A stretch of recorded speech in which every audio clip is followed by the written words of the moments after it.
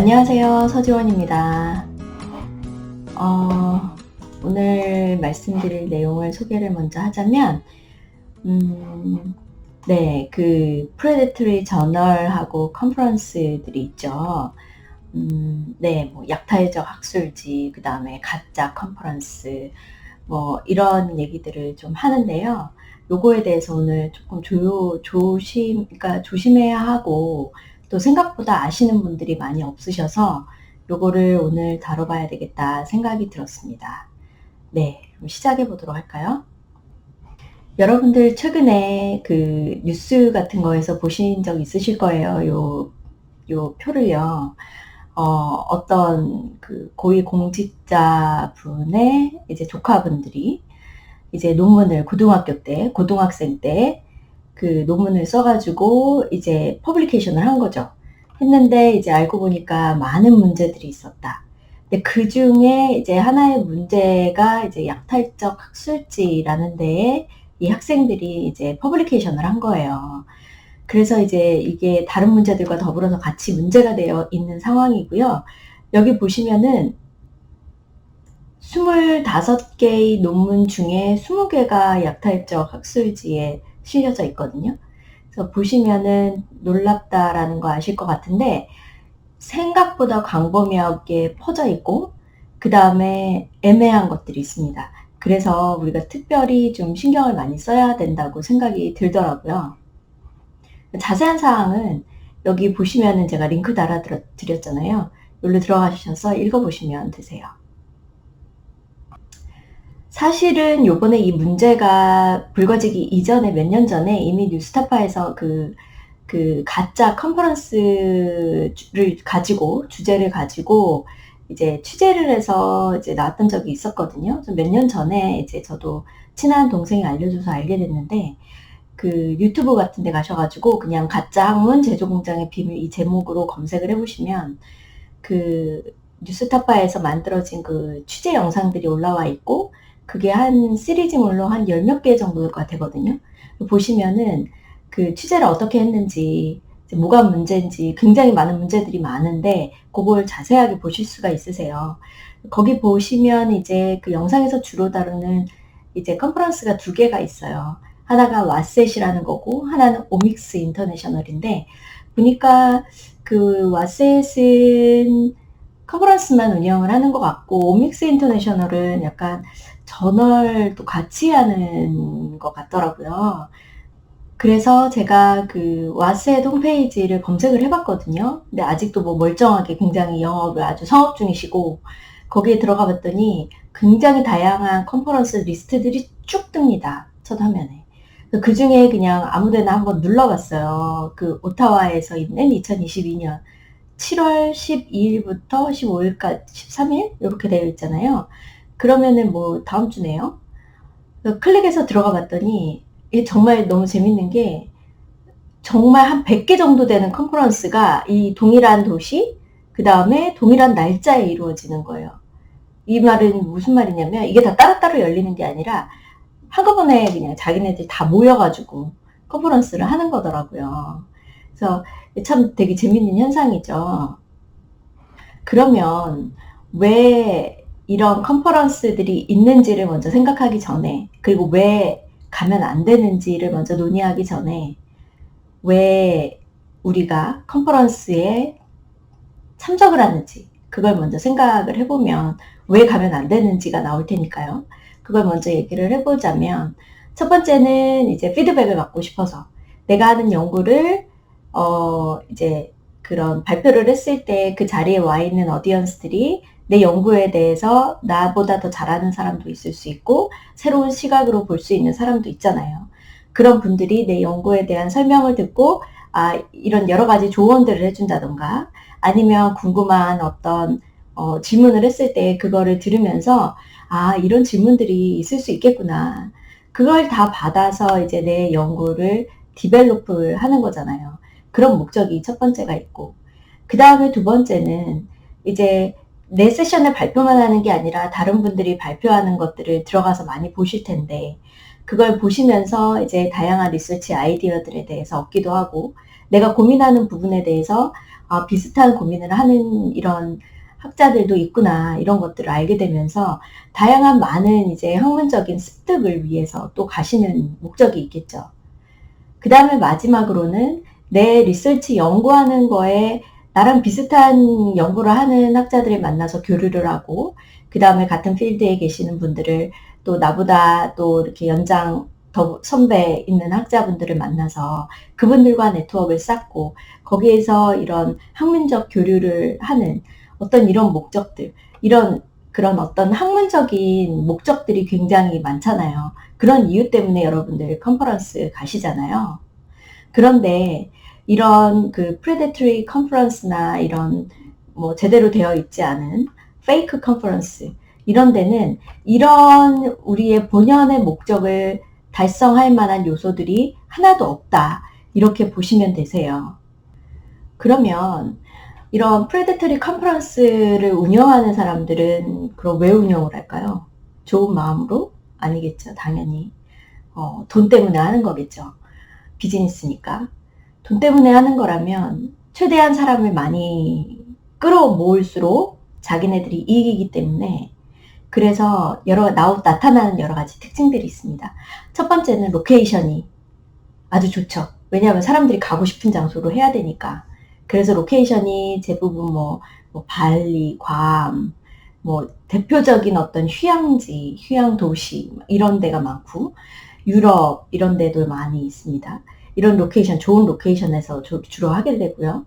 그 다음에 뭐 질이랑은 상관없이, 발표나 연구의 질이랑은 상관없이 최대한 많은 사람들이 와야 되기 때문에 모든 필드를 다 섭렵하고 있잖아요. 그러니까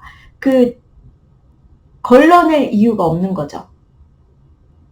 그래서 뭐 넣기만 하면 그냥 다 억셉트가 됩니다. 읽지를 않는 거예요. 그러니까 제대로 걸르는 작업이 아예 없다라고 보시면 되고, 그러다 보니까 이제 정말 말 그대로 아무나 오게가 되는 거고요. 그러다 보니까 어떤 학문적으로 정말 고민하는 사람들이 안 올 가능성들이 조금 있겠죠. 그 다음에 그 필드에, 그 연구 필드에 이름이 좀 알려진 연구자분들은 전혀 인볼브가 당연히 안 돼 있죠. 이분들은 본인 필드에서 하는 활동만 하기에도 벅차실 텐데 이런 데 연결이 될 이유가 없잖아요.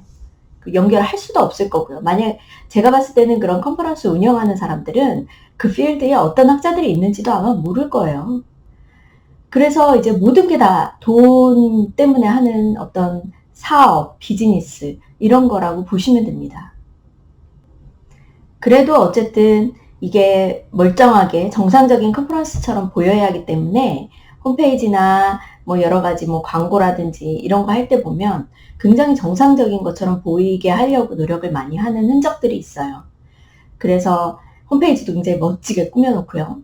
그 다음에 뭐 광고 같은 걸 많이 하고, 그 다음에 되도록 많은 사람을 끌어들이기 위해서 많은 노력들을 하고, 그러다 보니까 뭐 스팸 메일, 이메일 같은 경우도 많이 뿌리고 이렇게 합니다.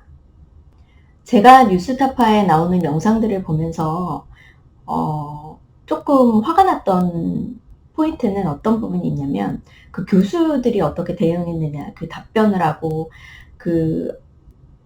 굉장히 궁색하게 답변을 하거든요. 그걸 보면서 사실은 같이 이제 가르치는 위치에 있는 사람으로서 조금 화가 났던 지점이 있었는데요.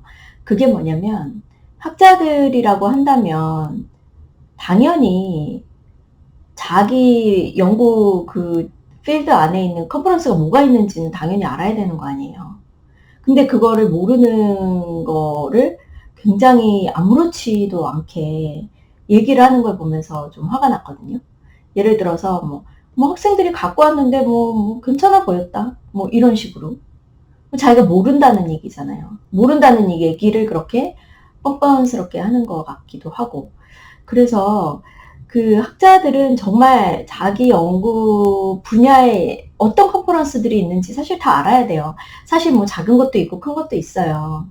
행정학계에도 아스파나 PMRC 이런 것들은 굉장히 큰 거고, APEM 굉장히 큰 컨퍼런스고, 아누바도 큰 컨퍼런스지만 그 외에 특정 주제를 가지고 하는 작은 컨퍼런스도 있고요. 그 다음에 특정 지역 위주로 운영이 되는 그런 작은 컨퍼런스도 있습니다. 그럼에도 불구하고 그쪽에서 활동을 하면 어쨌든 듣고 보는 게 있기 때문에 대략은 알아야 돼요. 근데 그런 거 자체를 모른다는 거는 말이 안 되는 거라고 저는 생각이 들고요. 그 다음에 만약에 알았다면, 그리고 조금 의심이 간다면, 제자들을 생각하는 마음이 조금이라도 있었다면 그걸 자기가 검색을 하고 좀 찾아보는 그 정도의 노력은 했었어야 되지 않나, 이런 생각이 또 들더라고요. 학생이 가지고 왔다고 해서 무조건 그래 가봐 이렇게 하는 거는 말이 안 된다고 생각을 하고, 그 다음에 뭐 이런 경우도 있어요. 뭐 자기가 보기엔 괜찮아 보였고 학생들이 뭐 별로 뭐 좋은 컨퍼런스 같진 않지만 학생들이 해외에 나가서 영어로 발표하는 거를 연습 삼아 가겠다는데 그거 자체를 막는 게 문제가 아니냐, 이렇게 얘기를 하는데요. 그 영어로 연습하는 게 목적이라면 그 멀리까지 그 돈을 들여가면서 컨퍼런스 가지 않죠. 한국에서도 그 정도 연습할 수 있습니다, 충분히. 근데 연습을 삼아서 그걸 데려갔다라는 건 말이 안 되고, 그 다음에 그렇게 해서 만약에 학생들이 갔어요. 정상적인 컨퍼런스가 아닌 그런 컨퍼런스를만 경험을 만약에 했다고 보세요. 그러면 갔는데 어중이 떠중이 다 모여가지고 전혀 관련이 없는 연구들 서로 발표하고, 그러니까 당연히 피드백 없고, 그럼 자기 거나 그냥 발표만 하고 한 15분 정도, 15분에서 20분 그 정도 발표만 하는, 그것만 끝내고 나온다. 그럼 그런 컨퍼런스가 뭐 학문적인 컨퍼런스 다 이렇게 하는지 오해할 거 아니에요. 그럼 그 친구들이 나중에 자라서 만약에 교수가 된다고 생각을 해보세요. 그런 오해를 가지고 있는 학생들이. 그럼 또 똑같이 그렇게 가르치겠죠. 그거 자체가 문제가 되는 거라고 저는 생각이 들어요. 그래서 교수라면 이런 것들은 본인이 알아서 걸러야 되고, 본인이 학생들한테 제대로 된 선생으로서 행동을 해야 된다고 저는 생각을 합니다. 여태까지는 어떤 그런 가짜 컨퍼런스에 대한 얘기를 드렸는데, 이번에는 predatory journal, 이런 한국말로 약탈적 학술지 이렇게 표현을 하더라고요. 이런 저널이 사실은 좀 더 심각하죠. 그래서 요거에 대해서 또 말씀을 드려볼 텐데, 인터넷 검색을 좀 해보니까 이런 홈페이지가 있더라고요. 여기 보시면은 굉장히 많은 저널 이름들이 쭉 나열이 되어 있고, 거기 보면은 그 업데이트한 거를 또 볼 수 있게 돼 있어요. 거기 들어가면 또 엄청나게 많이 나옵니다. 그 얼마나 많은 저널들이 있는데 그 중에 정말 이상한 저널들이 얼마나 많은지 정말 저도 리스트 보면서 굉장히 놀랐거든요. 그러니까 어떻게 보면 퍼블리케이션이 필요한 학자 입장에서는 뭐 이름 뭐 되게 정상적으로 보이고 그냥 뭐 계속 퍼블리케이션 하고 있으면 뭐 여기 문제 없는데 아닌가 하고 쉽게 서브밋 할 수 있거든요. 그렇기 때문에 이거 정말 조심해야겠다라는 생각이 들더라고요. 그러면 이 프레데터리 저널도 왜 생기느냐? 얘네도 물론 그 돈이겠죠. 돈 때문에 하는 애들이에요. 그러면 학자들은요, 그 돈을 조금 내더라도 퍼블리케이션을 하고 싶은 욕심이 있으니까 그 이해관계가 맞아 떨어져서 이런 산업이 생기는 것 같고요. 이런 저널들의 가장 큰 문제가 이제 제대로 된 그 퍼블리케이션의 이제 퀄리티가 보장이 안 되기 때문에 그거 자체가 문제가 될 수 있는 거죠. 이 학문 질서를 어지럽히는 아주 큰 문제가 됩니다. 그래서 그 글로벌 아주 위협이야, 이런 식으로 표현도 하더라고요. 그리고 이런 저널들은 그 돈이 목적이기 때문에 제대로 뭐 투명하게 공개를 하지도 않고 프로세스도 없고, 그 다음에 어떤 그 리뷰하는 프로세스 있잖아요. 그런 게 거의 없다라고 보셔야 돼요. 그리고 이제 돈을 받아야 되니까 이제 오픈 액세스가 많죠. 또 오픈 액세스를 하는 이유는, 오픈 액세스를 하면 아무래도 그 사람들이 아무래도 그 페이퍼를 많이 다운로드 받아서 보게 되고, 그러다 보니까 사이테이션이 늘어나거든요. 그러면 사이테이션이 늘어나면 이런 프레데터리 저널들이 갑자기 굉장히 좋은 저널인 것처럼 포장이 되기가 되게 쉬워요. 임팩트 팩터라든지 이런 부분들 되게 중요하게 여기잖아요, 저희 학자분들이. 그러다 보니까 이것 때문에 굉장히 안 좋은 저널이 이런 저널이 좋은 것처럼 보여지기가 쉽단 말이죠. 그래서 오픈 액세스로 많이 가고 있는 것 같습니다. 그리고 이제 최대한 오픈 액세스고 그러다 보니까 많이 최대한 퍼블리케이션을 해야 되기 때문에 굉장히 공격적으로 스팸 메일 같은 것도 엄청나게 많이 뿌리고요. 그리고 뭐 학자들한테 막 해달라고 막 요구를 엄청나게 합니다. 그래서 이런 프레데터리 저널들은 그래서 이름 자체가 뭐 웬만한 거는 다 퍼블리케이션을 하고 싶어 하는 애들이기 때문에 그 저널 이름 자체도 굉장히 포괄적인 이름들이 많아요. 예를 들어서 뭐 인터내셔널 저널 오브 뭐 아츠 앤 휴머니티라든지 그쪽을 다 통괄해 버리는 거죠.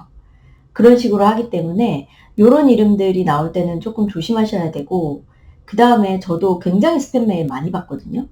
무슨 스페셜 이슈가 있는데 너 넣어달라. 뭐 그 다음에 너의 책은 뭐 어떤 뭐 컨퍼런스 막 그런 데서 봤나 봐요.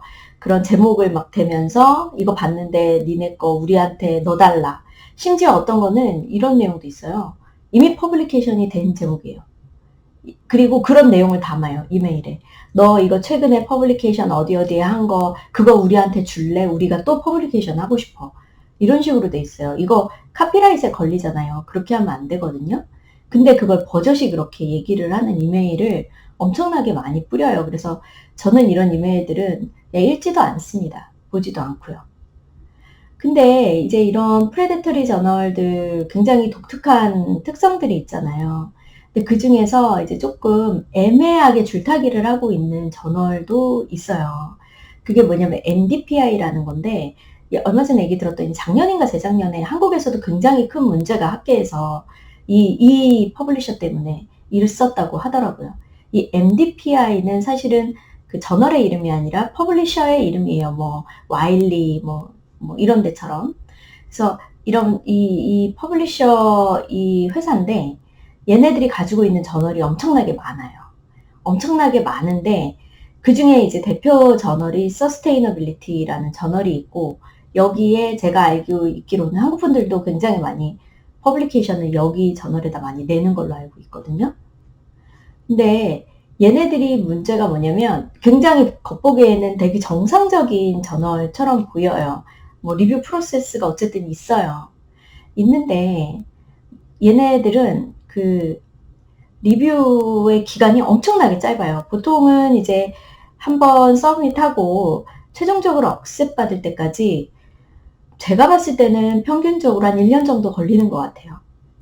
왜냐면은 보내고 그 다음에 첫 번째 리뷰 받는데 3개월 걸리고, 그 다음에 내가 수정하는데 또 한 2개월, 아무리 안 걸려도 2개월 걸리고, 또 넣으면 또 두 번째 라운드 또 3개월 걸리고, 이런 식으로 가기 때문에 거의 대부분 한 1년 정도 걸리는데, 얘네들 저널의 특징은 뭐냐면 그 보통 이제 퍼블리케이션 되면은 거기 날짜가 찍히잖아요. 언제 서밋했고 언제 리바이즈 했고 언제 억셉됐다, 이 날짜가 있잖아요.